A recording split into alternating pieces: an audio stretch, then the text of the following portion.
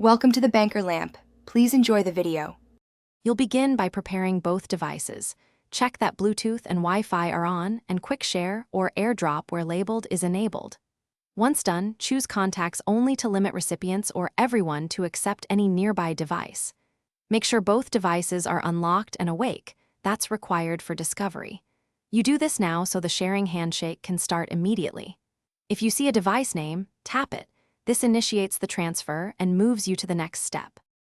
Now pick the content you want to share and tap the share icon. Photos, files, links all work. From the share sheet, select the recipient's device name or the contact bubble. This tells iOS where to route data. You'll see a transfer animation and possibly a prompt on the receiver to accept or decline. Accept promptly to continue. If you're sending multiple items, queue them before selecting the recipient so the system batches the transfer efficiently. Complete the process by verifying the receiver got the item. Photos go to Photos, Documents to Files, and links open in Safari or the Target app. If something fails, first toggle Bluetooth and Wi-Fi on both devices and try again. That resets discovery. Make sure Do Not Disturb or Personal Hotspot isn't active because they can block incoming requests.